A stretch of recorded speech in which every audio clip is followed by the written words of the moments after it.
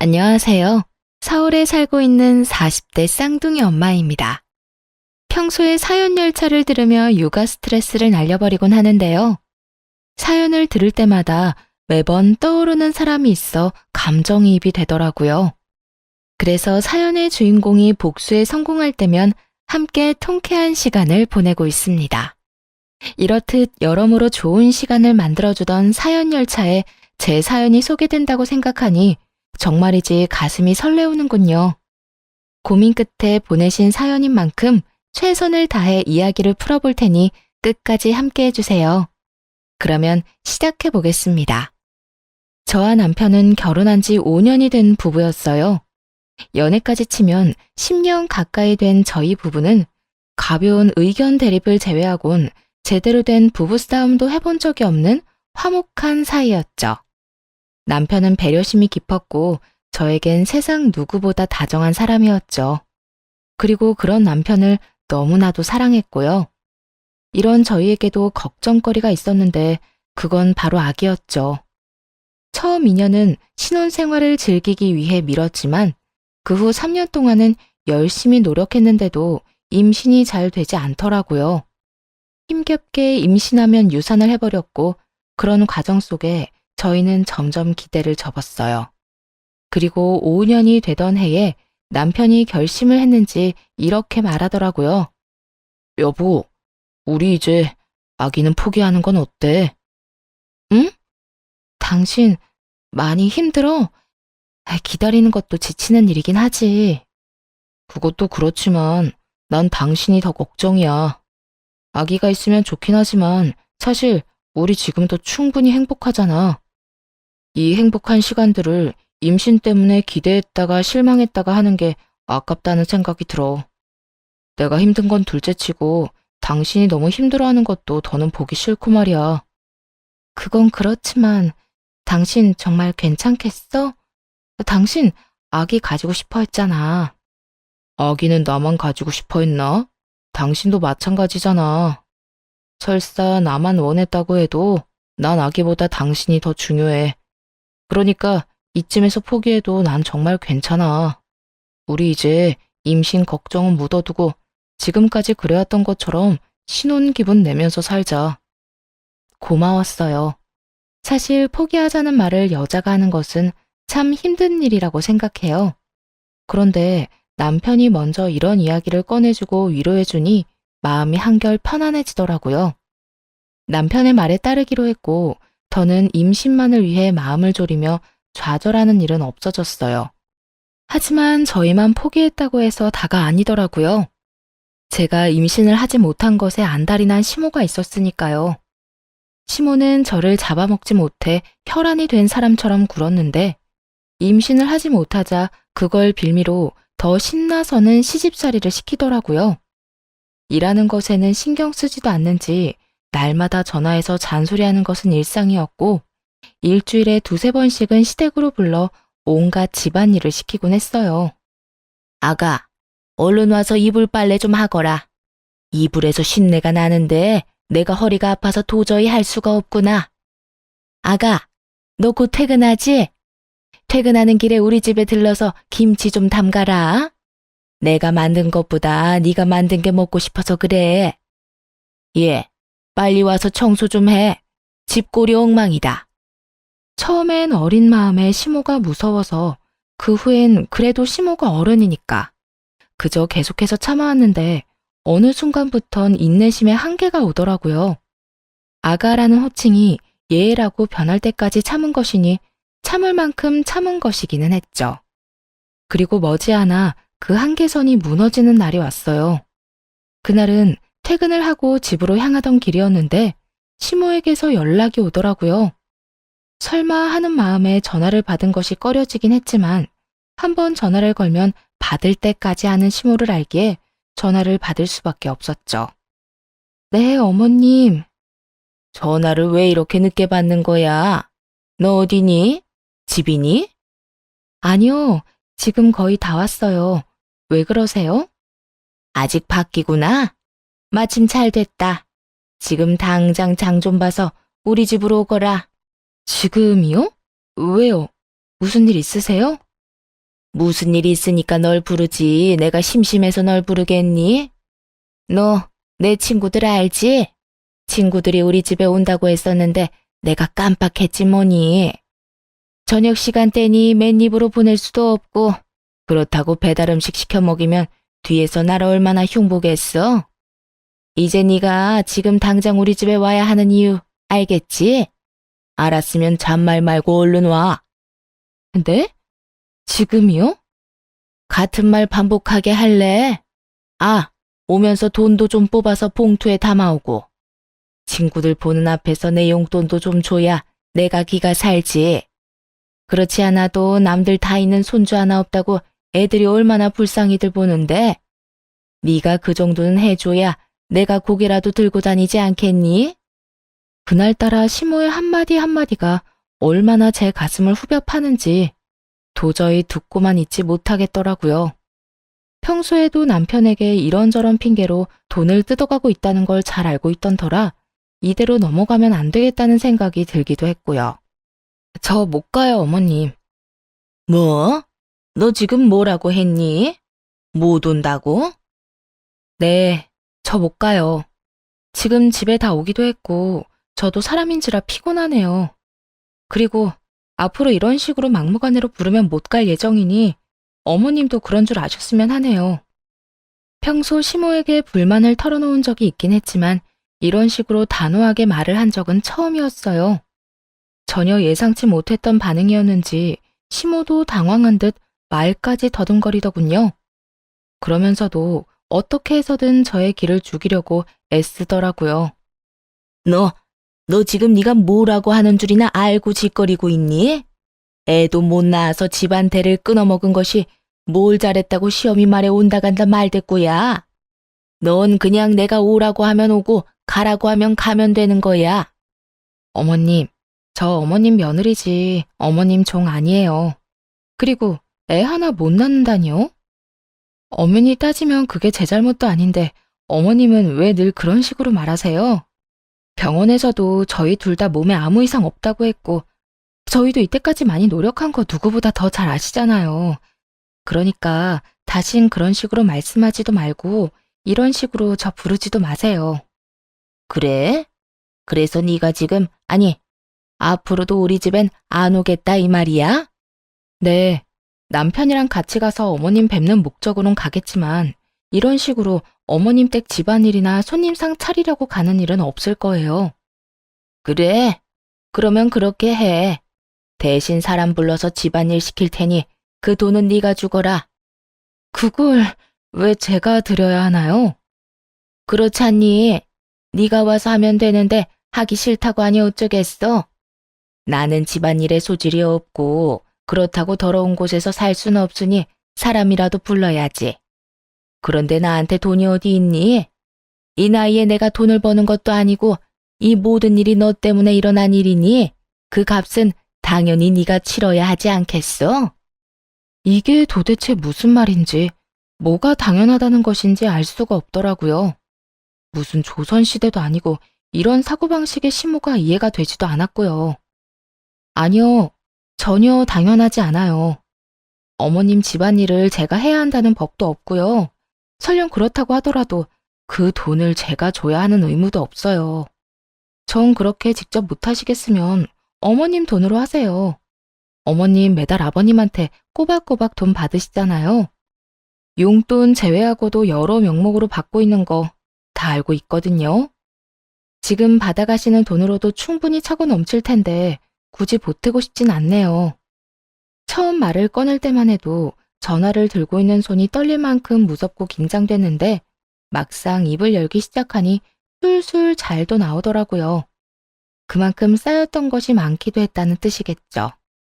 이런 저와는 달리 시모는 자신의 뜻대로 되지 않자 화가 났는지 슬슬 언성을 높이며 막말을 하기 시작하더라고요. 그렇지 않아도 막말을 잘하는 시모인데 화가 나니 욕까지 해대며 고함을 지르더군요. 야, 너 진짜 그딴 식으로 나올 거야? 내가 너 가만둘 줄 알아? 내가 지금 당장 가서 네 머리채라도 잡고 끌고 와야 정신을 차릴래? 좋은 말로 할 때 얼른 와서 네 할 일 해. 마음대로 하세요. 어머님이 뭐라고 하든 그 일은 제 일이 아니니 절대로 못 가요. 야, 야, 야! 시모는 고함을 질러댔지만 그러거나 말거나 할 말을 마쳤으니 전화를 끊어버렸어요. 그 뒤로도 휴대전화가 뜨거워질 정도로 시모에게서 전화가 왔지만 받지 않았고 결국 배터리가 다 되어 꺼지자 이번에는 남편에게로 전화가 오더라고요. 넌 도대체 뭐 하길래 네 마누라가 나한테 그딴 식으로 구는 게야? 무슨 일이길래 다짜고짜 화를 내? 우리 집사람이 왜? 싸웠어? 싸워? 싸우기는 무슨 일방적으로 네 엄마가 당했어. 아니 글쎄 오늘 우리 집에 좀 오라고 했더니 네 마누라가 뭐라고 했는지 아니? 자기는 며느리지 종이 아니라고 하더라. 며느리면 며느리답게 시어미가 부르면 제깍제깍 와서 일도 하는 거지. 그거 보고 종이니 나발이니 말대꾸나 해대고 말이야. 오늘도 그래. 내 친구들 오니 집에 와서 손님상 좀 차리라는 게 그렇게 힘든 부탁이니? 막말로 애를 못 낳으면 다른 거라도 잘해야 하는 게 맞잖아. 남편의 성격을 알기에 굳이 알리지 않았던 것인데 시모 스스로 자신의 무덤을 참 정성스럽게 파고 있더라고요. 남편의 표정은 점점 더 굳어져 갔고 애 이야기에서 더는 참을 수 없는지 화를 내기 시작하더군요. 엄마, 요즘도 집사람한테 그런 말로 구박하고 있었던 거야? 내가 한 번만 더 그런 걸로 집사람 못 살게 굴면 가만 안 있는다고 했지. 그리고 엄마 집 일은 엄마가 좀 해. 그렇지 않아도 회사 일로 힘든 사람을 엄마가 무슨 권리로 오라가라 하면서 부려먹어. 다신 이 사람한테 그런 걸로 연락하지 마. 또 그러잖아. 용돈 끊는 건 물론이고 엄마랑 연도 끊을 테니 그런 줄 알아. 온전히 제 편인 남편의 입에선 결국 용돈 이야기까지 나와버렸고 시모도 더 이야기해봤자 손해뿐이라는 걸 깨달았는지 그제야 꼬리를 내리고 전화를 끊더라고요. 그 후 시모에게서 오는 연락은 뜸해졌고 이제 좀 마음 편히 살겠구나 하는 생각을 하던 어느 날이었어요. 퇴근하기가 무섭게 집으로 돌아오던 남편은 어느 순간부터 귀가가 늦어지기 시작하더니 날마다 새벽녘에나 집으로 돌아오더라고요. 이유는 회사에 일이 많다는 것이었는데 아무리 일이 많다고는 해도 새벽까지 일을 한다는 것이 의심스러웠죠. 그렇게 제 입장에선 당연하다고 생각되는 의심과 불안이 계속되던 차였는데 시모에게서 늦은 밤 연락이 왔어요.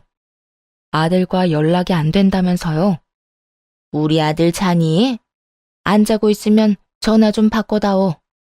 아범 지금 집에 없어요. 요즘 회사 일 바쁘다고 새벽이나 집에 와요. 그래? 요새 계속 늦는다. 이 말이지? 왜인지 시모의 목소리는 급격하게 밝아졌고 그 이유는 뒤이어 나온 시모의 말에서 알 수 있었어요.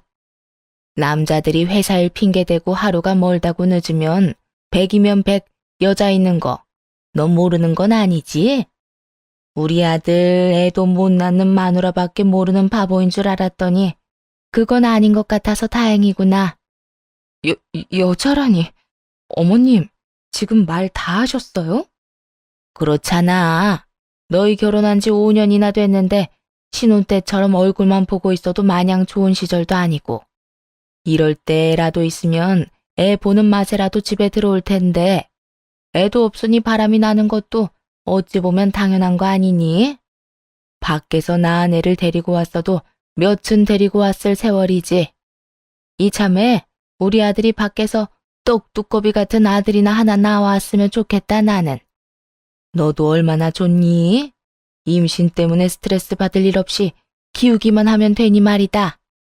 지 아들이 불륜을 저지르고 있을지도 모른다는 상상에 목소리가 한껏 들떠 있는데 화가 나는 건 물론이고 어이가 없더라고요. 어머님, 그걸 지금 말이라고 하세요? 아무리 제가 싫다고 해도 그런 말은 하는 게 아니죠. 어떻게 시어머니가 며느리한테 그런 말을 해요?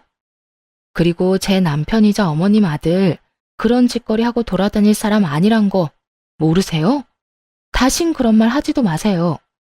아범 오면 나중에 연락하라고 할 테니 저한테 전화도 하지 마시고요. 시모와의 전화를 끊어버리고도 도저히 집에 있을 수가 없더라고요. 시모의 말처럼 남편이 외도를 하고 있다고 생각하는 것은 아니었지만 정말 일을 하는 건 맞는지 제 두 눈으로 확인해야만 할 것 같았어요.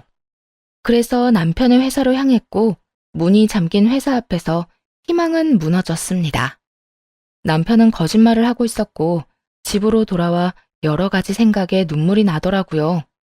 그럴 리가 없다고 남편을 믿으면서도 시모의 말이 귓가에 맴돌았고 굳건히 잠긴 회사 문이 떠올라 복잡한 마음이었어요.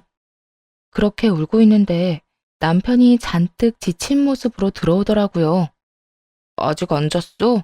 먼저 뭐야? 당신 울어? 왜 울어? 무슨 일 있어? 무슨 일은 당신이 있겠지? 당신 도대체 요즘 뭐 하고 다니는 거야? 어? 나 일이 바쁘다고 그랬잖아. 일? 아까 당신 회사 다녀왔거든? 불도 다 꺼지고 문도 다 잠겨 있던데 일은 무슨 일이야? 나한테 왜 거짓말하는 건데? 당신 진짜 어머님 말대로 다른 여자라도 생긴 거야? 뭐? 여자? 그래, 여자. 어머님이 그러더라. 내가 애 하나 못 낳아서 당신이 밖으로 눈 돌리는 거라고. 정말 당신 다른 여자라도 생긴 거야? 그런 거야? 쉼없이 몰아세우자 남편은 깊은 한숨을 내쉬더라고요. 그 상황이 너무나도 곤란하다는 듯 말이에요. 그런 남편의 반응에 마음의 준비를 하며 대답을 기다렸고 한참을 고민하던 남편의 입에서 나온 말은 전혀 예상치도 못한 내용이었어요. 그게 일은 한 게 맞는데 회사 일이 아니라 술집 아르바이트를 하고 있었어. 아르바이트? 당신이 왜 아르바이트를 해? 혹시 회사 잘렸어? 아니, 나 사실은 요즘 투잡하고 있어. 그게 당신 출퇴근할 때마다 버스 지하철 갈아타느라 많이 힘들어하잖아. 그래서 차 사주려고 돈 모으고 있었는데 하루라도 더 빨리 사주고 싶어서 퇴근하고 할 수 있는 아르바이트를 하고 있었어. 당신한테 사실대로 말하면 반대할 게 뻔해서 거짓말했던 거야. 미안해, 당신 속여서. 남편은 평소 버스와 지하철을 환승하며 힘들게 출퇴근을 하는 저를 위해 차를 사주고 싶다며 회사 일을 마치고 술집 아르바이트를 하고 있었다고 하더군요. 남편의 말을 듣고 나서야 눈에 보였어요. 충혈된 눈과 상의에 튄 국물 자국들, 그리고 피곤함에 찌든 얼굴이 말이에요. 끝까지 믿어주지 못했다는 미안함과 이토록 나를 사랑해주는 사람이 있다는 것에 대한 고마움, 여러 가지 감정이 복받쳐 계속 눈물이 나더라고요. 그런 저를 안고 남편은 어쩔 줄 몰라 하며 미안하다는 말만 반복했고요. 여보, 의심해서 미안해. 당신이 그럴 리가 없다고 생각하면서도 상황이 그러니까 당신이 바람 피우고 있을지도 모른다고 생각했어. 정말 미안해. 아니야. 내가 진작 당신한테 사실대로 말했으면 그런 생각할 일도 없었을 텐데 내가 미안해. 아니야, 내가 미안. 그런데 일은 앞으로 하지 마. 꼴이 이게 뭐야? 회사 일도 충분히 힘들 텐데 퇴근하고 제대로 쉬지도 못해서 엉망이잖아. 나 차 필요 없어. 지금도 전혀 힘들지도 않고 말이야. 그렇지 않아도 생각했던 돈 거의 다 모아서 이번 주까지만 한다고 했어. 꽤 오래 모았거든. 그런데 여보, 아까 그 말은 무슨 말이야? 엄마가 당신한테 했다는 말 말이야. 남편은 그 와중에도 그 말이 마음에 걸렸는지 집요하게 물어오더라고요. 보자지라는 꼴처럼 되자 말하지 말까 하는 고민을 하기도 했지만 혼자 품고 지나가기엔 시모가 선을 넘은 건 확실했기에 모든 걸 말하기로 했어요. 시모와의 전화통화가 녹음된 것까지 들려줬죠. 두 눈을 꾹 감고 녹음 파일을 반복해 듣던 남편은 무언가 결심한 듯 감은 눈을 뜨고는 저를 데리고 시댁으로 향했어요. 새벽 3시가 다 되어가는 시간이었죠. 신부는 자고 있을 것이 뻔했고 남편은 걷잡을 수 없이 화가 많이 난 상태였고요. 무슨 일이 일어날 것이 분명한 상황이라 남편을 말려봤지만 소용없었죠. 결국 그렇게 시댁에 도착했고 당연히 자고 있을 거라 생각했던 시모는 어쩐 일인지 웃으며 저희를 반겨주더라고요. 직접 보고 들으면서도 도저히 믿어지지 않는 말을 하면서요. 왔니? 그렇지 않아도 올 것 같아서 기다리고 있었어. 많이 싸웠니? 그래서 이혼이라도 하겠다는 말 하려고 온 거야? 어머, 혹시 내가 말한 대로 다른 여자가 우리 아들 애라도 가졌다니? 들뜬 목소리로 말도 안 되는 말을 해대는 시모를 보며 저보다는 남편이 더 큰 분노를 느끼는 듯 했어요. 제 손을 꽉 잡은 손이 떨리고 있었거든요. 엄마, 그게 무슨 말이야? 어떻게 친엄마라는 사람이 그런 말을 웃으면서 그런 목소리를 할 수가 있어? 나 결혼한 유부남인 거 몰라? 뻔히 아는 사람이 다른 여자한테 내 애가 있냐는 말을 그렇게 아무렇지도 않게 할 수가 있느냐고. 그것도 이 사람이 여기 이렇게 있는데. 아니면 아닌 거지. 왜 화를 내고 그래? 내가 뭘 그렇게까지 잘못했다고? 엄마가 무슨 잘못을 했는지 모른다는 게 제일 큰 잘못인 거 몰라? 엄마가 이 사람한테 그런 말 하면 이 사람 상처받아. 이 사람 가슴에 대못 박는 거라고. 엄마는 우리가 이혼이라도 하길 바라는 거야? 정말 그런 거야? 이혼까지는 아니더라도 밖에서 애는 나왔으면 했지. 사진 멀쩡한 우리 아들이 애 하나 못 낳아서 마음고생을 그리도 하는데 내가 그런 마음이 안 생기겠냐고. 나라고 오죽했으면 그렇겠어? 힘들어도 우리가 더 힘들고 아기를 원해도 우리가 더 원해. 그러니까 엄마까지 낮아서 그런 말로 집사람 상처 주지 마. 그리고 나 밖에서 여자 만나고 돌아다닌 거 아니고 일했던 거야. 이 사람 출퇴근하느라 고생하는 게 싫어서 차라도 한 대 사줄까 해서 회사 끝나고 아르바이트 했던 거라고. 그러니까 다신 그런 생각도 하지 말고 입에도 올리지 마.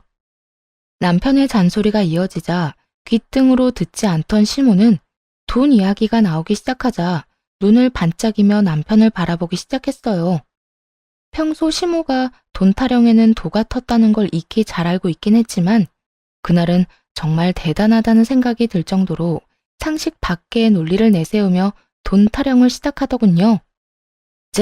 잠시만. 그러니까 바람을 피우고 돌아다닌 게 아니라 네 집사람 차 사주려고 다른 일을 하고 있었다. 이 말이야? 그래. 3천만 원 정도 모아서 이제 그만두려고 했었는데 엄마가 괜한 소리 하는 바람에 다 망쳤다고. 하여튼 앞으로는 나하고 이 사람 사이 이간질하는 짓 좀 하지 마. 이게 뭐야? 이 새벽에. 너 진짜 미쳤니? 그 많은 돈을 왜 전현한테 쓰는 거야? 저게 시집 와서 한 게 뭐가 있다고. 아들, 그 돈 놔줘.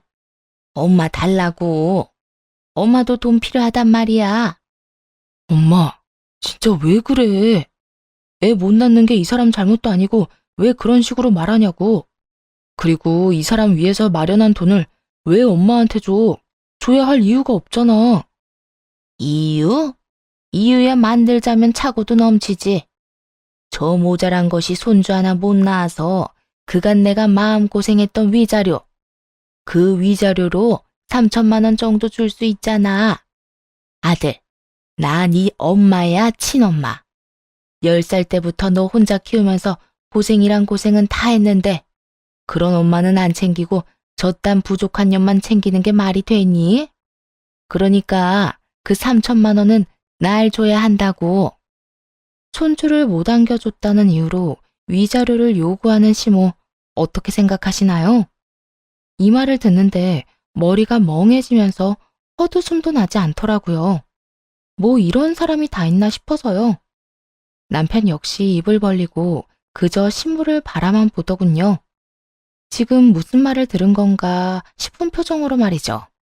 저희 둘 다 아무 말도 하지 않고 있자 시모는 본인의 말이 통했다고 생각했는지 미소를 머금은 얼굴로 이렇게 말했어요. 왜? 내 말을 들어보니 일리가 있는 것 같아? 아들, 너 그 돈 나 안 주고 네 마누라 주면 후회한다. 말이야 바른 말이라고 쟤랑 너랑 피 한 방울 안 섞인 남남인데 언제 어떻게 이혼할 줄 알고 그런 돈을 주니? 너희 사이에 애라도 있으면 몰라. 애도 없는데. 제가 네 돈만 받아먹고 홀라당 도망가면 어쩌려고. 돈 3천만 원이 뭐라고. 시모는 저를 돈 몇 푼 때문에 가족을 버리고 도망이나 치는 사람으로 만들어버리더군요. 그게 무슨 헛소리냐고 당장이라도 따져 묻고 싶었지만 그러기도 전이었어요. 남편이 앞서서 더 큰 화를 내며 시모를 몰아붙이기 시작했죠. 엄마, 제발 그만 좀 해. 내가 여기 오면서도 엄마 얼굴 보면서도 계속 고민했는데 방금 엄마 말 들으니까 결심이 섰어. 우리 이제 보지 말고 살자. 영 끊고 살자고. 무슨 사단이 나도 크게 나겠다 싶긴 했지만 연을 끊자는 말까지 나올 거라곤 생각지도 못했어요. 부모와 자식 간은 천륜이라는데 그 천륜을 끊는다는 것이 말처럼 쉬운 일은 아니니까요. 하지만 남편의 뜻은 완고해 보였고 시모 역시 그 완고함을 눈치챈 듯 급하게 남편을 달래보려 애쓰더군요. 아들, 갑자기 그게 무슨 말이야? 연을 끊자니. 이 세상에 가족이라고 너하고 나뿐인데 그런 너랑 내가 어떻게 연을 끊고 살아? 이 엄마는 너 없이는 못 살아. 내가 없으면 못 사는 게 아니라 내 돈이 없으면 못 사는 거겠지. 엄마 우리한테 안부차 연락한 적이 있긴 해? 이 사람한테는 집안일 시키려고 연락하고 나한테는 돈 내놓으라고 연락하고 다른 일로 연락한 적 단 한 번도 없잖아. 너는 무슨 말을 그렇게 하니? 내가 언제 그랬다고? 생각 좀 해봐. 내 말이 틀렸어? 그런 사람이 이제 와서 뭐? 나 없이는 못 살아? 거짓말 좀 하지 마. 그리고 나 이제 엄마 말고도 가족 있어. 그러니까 엄마도 이제 나 말고 엄마 가족 만들어서 잘 살아. 난 나하고 내 가족한테 상처만 주는 엄마, 없는 사람이라고 생각하고 살 테니까. 그래? 그러면 알겠어. 그까지 다들 없다고 생각하고 살면 그만이야. 이거 왜 이래? 그런데 영 끊을 때 끊더라도 그 3천만 원은 주고 끊어. 내가 너 혼자 키우느라 고생한 게 얼만데 그 정도는 100번, 1000번은 더 줘야 한다 너. 헉소리가 다 날 정도로 황당하더군요. 그렇게 하나뿐인 핏줄이라고 강조할 때는 언제고 연을 끊자는 상황에서도 아들을 다시 못 보는 것보다 3천만 원을 잃을까 더 노심초사하는 모습이라니. 남편은 깊은 배신감을 느끼는 듯했고 높아질 대로 높아진 언성에서 느껴졌죠. 3천만 원? 내가 왜? 길거리에 버리는 한이 있어도 엄마한테는 안 줘. 키워준 값은 20살 이후부터 번 돈으로 다 갚았고 우리 사이에 돈이 오가야 한다면 엄마가 집사람 불러다가 부려먹은 값이랑 집사람 가슴에 못 박은 위자료를 줘야 할 건데 그렇게까지 한번 해볼까? 야, 너 진짜 엄마한테 이렇게까지 할 거야? 어쩜 이렇게 냉정하게 구니? 엄마야말로 우리가 어떻게 이렇게까지 하는데? 나한테 돈 맡겨놨어? 이 사람한테 받지 못한 빚이라도 있어? 그렇지 않고서야 아들이 인연을 끊자는데 어떻게 끝까지 돈 타령만 할 수가 있어. 진짜 엄마라는 사람 질린다 질려. 다신 보고 싶지도 않아. 앞으로 다신 연락하지 마. 아니, 마세요. 찾아오지도 마시고요. 그러면 사시는 동안 평안하세요. 시모는 집을 나서는 남편과 저를 붙잡으며 돈 타령을 해댔지만 그런 시모를 냉정하게 뿌리치고 집으로 돌아왔습니다. 그 후 남편은 번호를 바꿔버리고 곧 저희는 다른 곳으로 이사했네요. 마침 전셋집 계약도 만료되던 터라 차를 대신 회사와 가까운 곳으로 이사를 하기로 한 거죠. 그렇게 새로운 곳에서 새 출발을 하게 되자 시모의 존재를 잊고 살 수 있었어요. 처음엔 온갖 방법을 써서 연락을 취해오던 시모도 점차 연락을 하지 않게 되었고 이렇게까지 하는 게 정말 맞는 것인가 하는 생각도 점차 흐려지며 그렇게 2년이란 시간이 지난 어느 날이었어요. 어느 날 모르는 번호로 연락이 오더라고요. 다름 아닌 시모였습니다. 병원에 입원했다고 하대요. 그렇게 술을 끼고 살더니 결국 간암 말기 판정을 받았다고 하더군요. 다 죽어가는 목소리로 그간의 이야기를 풀어놓던 시모는 이내 본격적으로 전화건 목적에 대해 말하기 시작했죠. 그래서 말이다, 아가. 네가 네 남편 좀 잘 설득해주면 안 되겠니? 무슨 설득이요? 내가 이때까지 말했잖아. 내가 간암 말기라고. 의사 말로는 이식도 힘들 거라고 하긴 하는데 사람 일이란 게 또 모르는 일이고 이식을 해서 하루라도 더 살 수 있으면 그건 하는 게 맞는 거 아니겠니? 그러니까 내 아들한테 네가 설득 좀 해주려무나. 내 아들이지만 내 말보단 네 말을 더 잘 듣잖니. 들어보니 이식을 해도 가망이 없다고 하는데 시모는 이식만 한다면 영생을 누릴 것이라고 확신이라도 하듯 남편의 간을 탐내고 있더라고요. 간 이식만 하면 다 해결된다고 하더라도 이식을 권해볼까 말까 하는 마당에 가망도 없는 일에 그리고 이렇게 된 사이에서 그딴 요구를 하다니 그 뻔뻔함에 기가 막히기도 하고 온몸에 소름이 닿기치더라고요. 어머님, 말이 되는 소리를 좀 하세요. 이식해서 완치된다고 해도 고민 정도는 해볼까 말까인데 의사도 힘들다고 한 마당에 제 남편이 왜 간을 이식해드려야 해요? 네가 뭔데 된다 안 된다를 판단해. 넌 그냥 내 아들한테 내 상태가 어떤지 전하기만 하면 된다. 내 아들은 내 사정 들으면 분명 발벗고 나서줄 테니까. 지독한 년, 네 심보가 이따위니까 애도 없는 거야. 변한 것이 하나 없는 시모는 또 그런 식으로 상처만 주더니 전화를 끊어버렸고 고민에 빠졌죠. 이 상황을 남편에게 알려야 하나 말아야 하냐는 고민이요. 깊게 고민해본 결과 이건 제가 결정 내리고 말고 할 문제가 아니란 생각이 들더라고요. 가망 없는 일이라고는 하더라도 남편이 이식을 시도하고 싶다면 제가 말릴 일은 아니란 생각이 들었으니까요. 그래서 퇴근을 하고 돌아온 남편에게 시모의 이야기를 전했고 남편은 제 휴대전화에 기록이 남아있던 번호로 시모에게 전화를 걸었죠. 아들, 이야기 들었지? 엄마 많이 아파. 얼른 와서 수술 날짜 좀 잡자, 응? 누구신데 이런 이야기를 하는지는 모르겠지만 저는 엄마가 없는 사람입니다. 그러니까 다시는 이런 연락하지 마세요.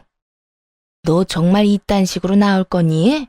다른 것도 아니고 엄마가 아프다는데 그깟 간 좀 떼준다고 네가 죽는 것도 아닌데 이렇게 쪼잔하게 굴 거냐고. 마음대로 생각하시고 다신 이런 용건으로 연락하는 일 없었으면 합니다. 저는 절대로 저의 어떤 것도 내어드릴 생각이 없으니까요. 하나밖에 없는 아들이 날 안 살려주면 누가 날 살려준단 말이야. 그러지 말고 제발 다시 한번 생각해 보려무나. 이제 와서 하나밖에 없는 아들 타령을 하시네요. 2년 전 영 끊자고 말씀드렸을 땐 아들은 안중에도 없고 돈만 챙기려 드시더니 어쨌든 전 그때 그 자리에서 엄마는 없는 사람이라 생각하며 살기로 했습니다. 남편은 전화를 끊어버렸고 시모는 작전을 바꾸어 저를 설득하기 시작했어요. 아무리 생각해도 남편은 가망이 없을 듯하니 저를 어떻게 해서든 구슬려 보기로 마음을 먹은 것이겠죠. 아가, 나 정말 이러다 죽을 수도 있어. 그러니까 우리 아들 말고 너라도 이식 좀 해주면 안 되겠니? 지난 일은 다 흘려보내고 우린 현재를 살아야 하잖니. 그러니 너도 마음 한번 넓게 써보거라. 응? 시모는 저를 설득하려는 그 순간에도 미안했다는 말 한마디 없더라고요. 그저 어떻게 해서든 동정심을 자극해서 목적을 이루고자 하는 욕망만 드러낼 뿐이었죠. 어떻게 해서든 이식이라도 받고 싶은 심정은 잘 알겠는데요. 그렇게 간절하면 적어도 저희한테 사과 한마디라도 해야 하는 거 아니에요? 사과? 내가 뭘 그렇게 잘못했다고? 너나 네 남편이나 이렇게까지 구는지 도무지 난 이해가 되지 않는구나. 아, 그러니까 어머님은 여전히 저희한테 조금의 잘못도 하지 않았다고 생각하는 거네요. 남들 다 가지는 손주 하나 못 안겨준 것도 다짜고짜 연을 끊자고 한 것도 다 내가 아니라 너랑 네 남편이 저지른 거 아니니? 그런데 왜 내가 너희한테 사과를 해야 하니? 지금도 그래. 부모가 아프면 자식이 되어서 뭐든 해줘야 하는 게 마땅한 거 아니니?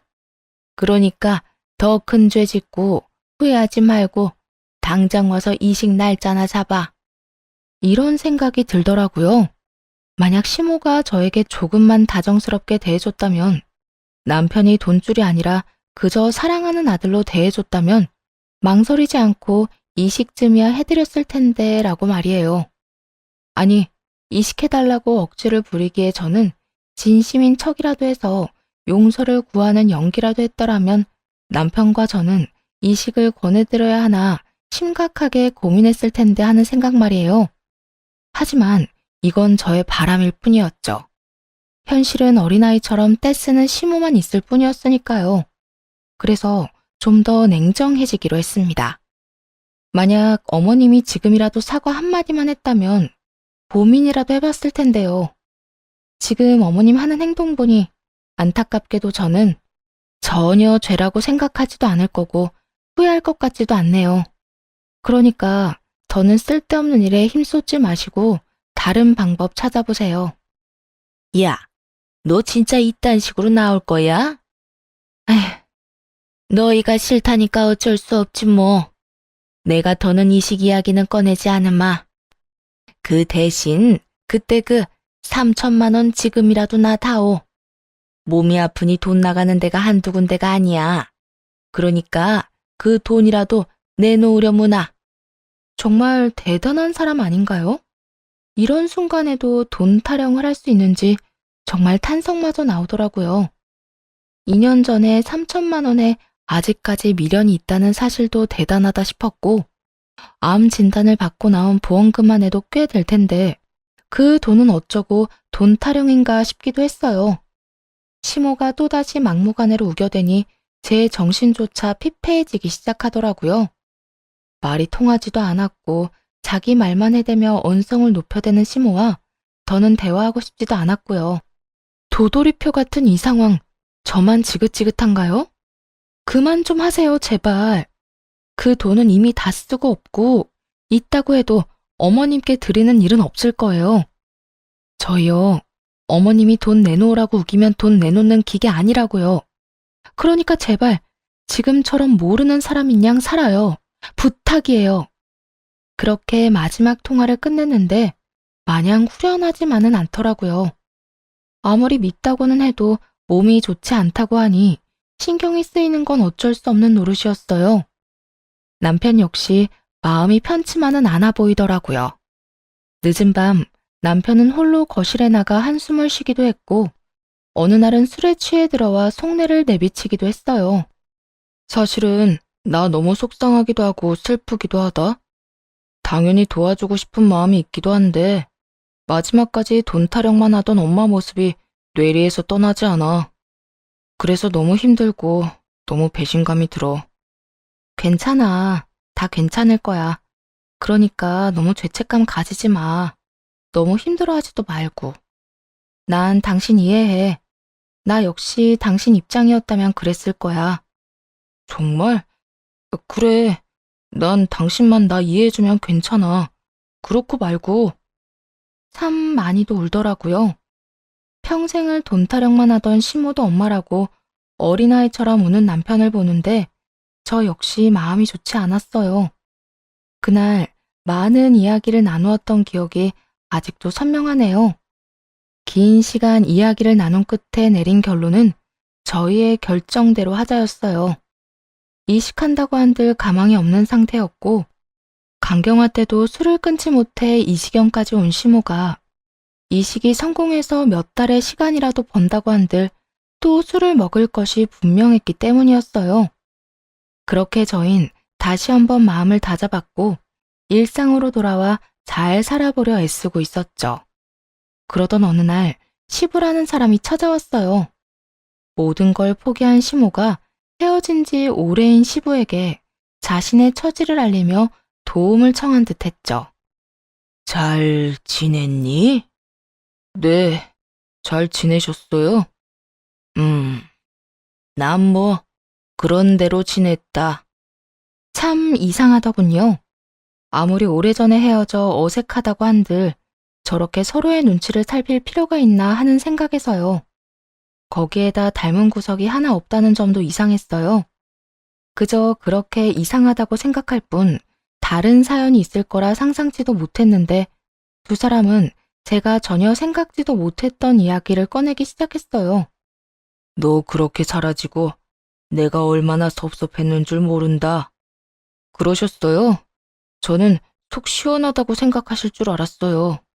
제가 친자식이 아니란 걸 다 아셨잖아요. 그래, 알았지. 그래도 내가 널 친자식으로 알고 내 품에서 키운 게 10년이야, 이 녀석아.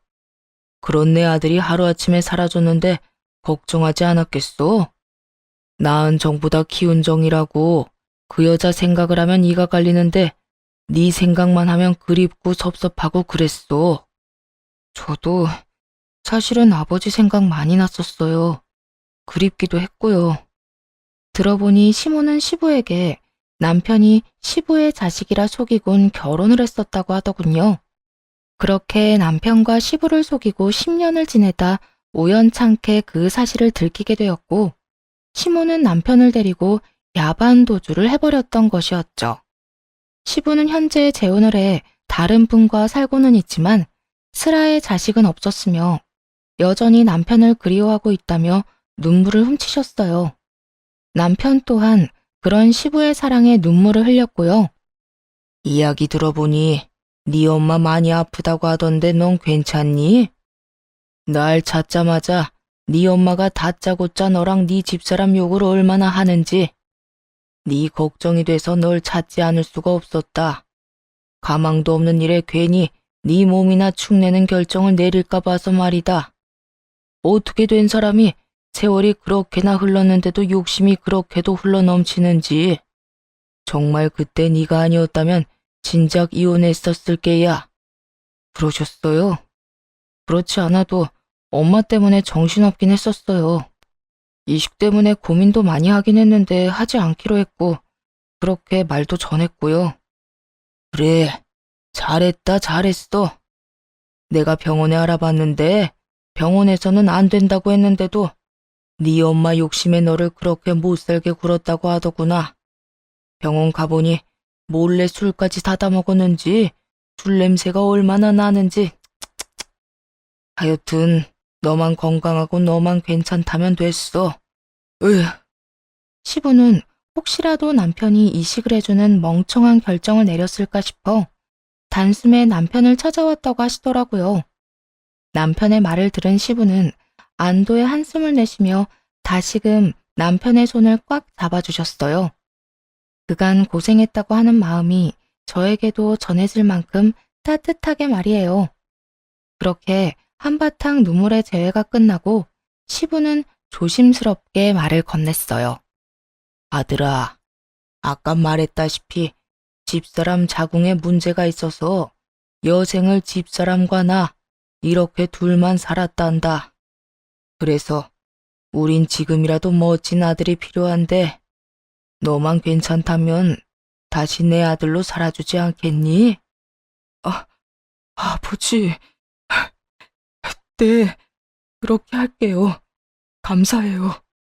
이 녀석, 어릴 때도 눈물이 많더니 지금도 눈물이 많구나.